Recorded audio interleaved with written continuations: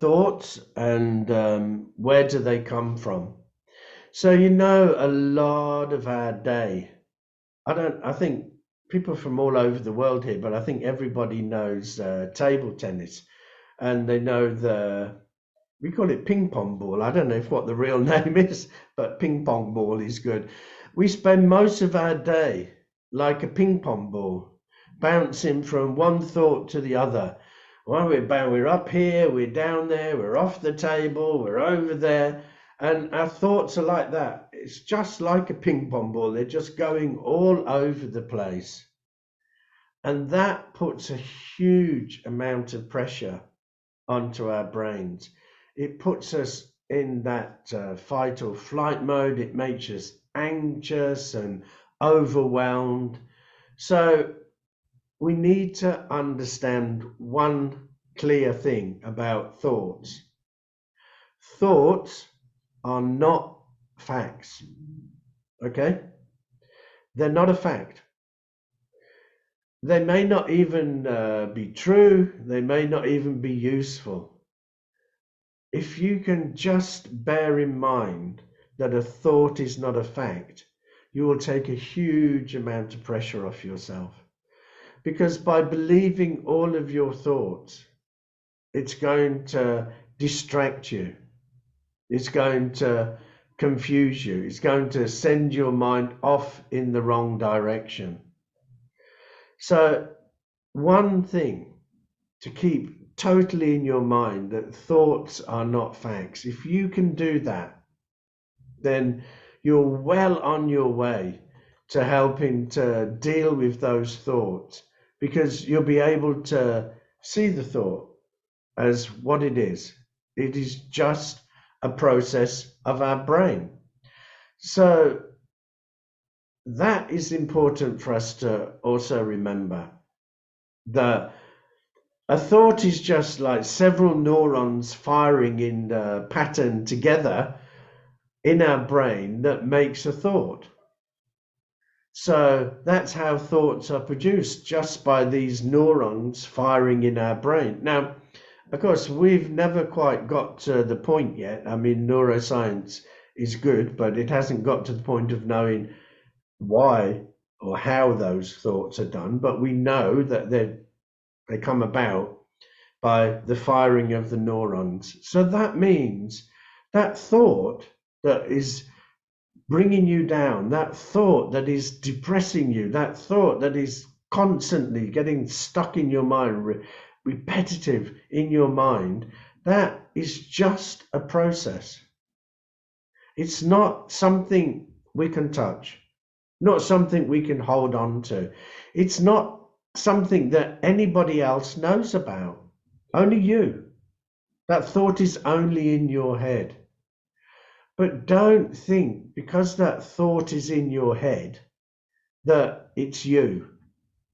So first thing, a thought is not a fact. Keep that in mind.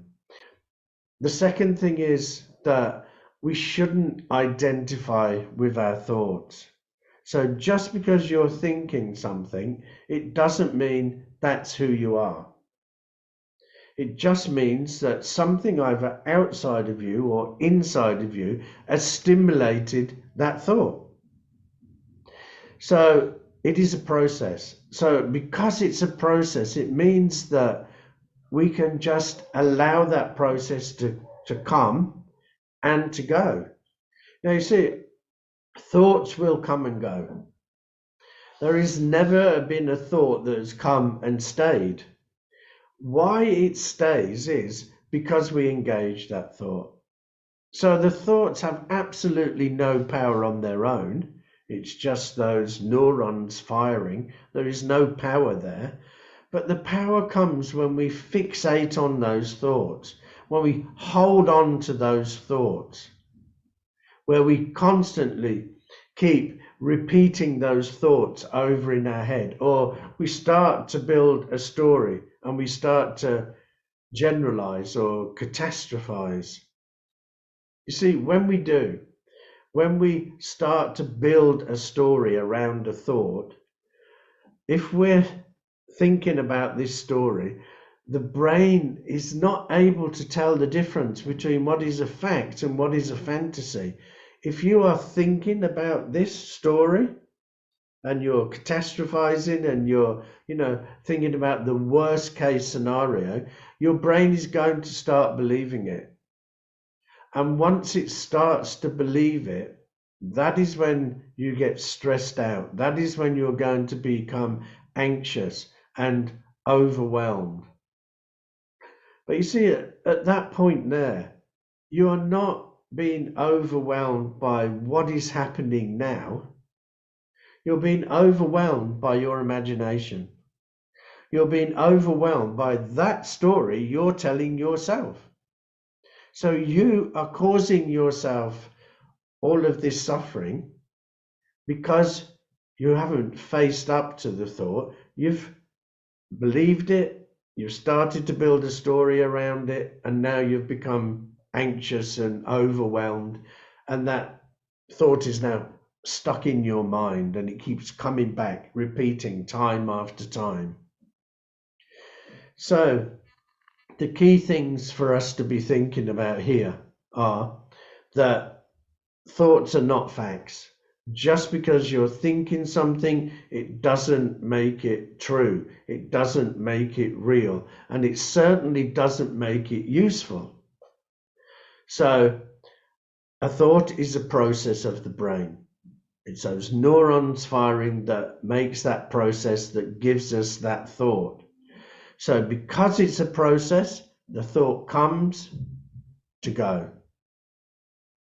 The thought will only stay, and the thought only has power when we give it power, when we start to focus on it. If you let that thought go, another one will come straight behind.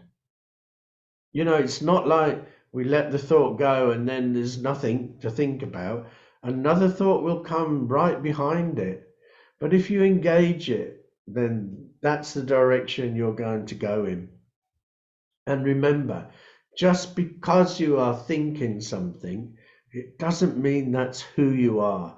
Just because you're thinking negative thoughts, that doesn't make you a negative person. Just because you're thinking at the moment, sad thoughts, or maybe angry or, violent thoughts, that doesn't mean that's who you are. It just means that at that moment, that is the process. If you let it go, it will go.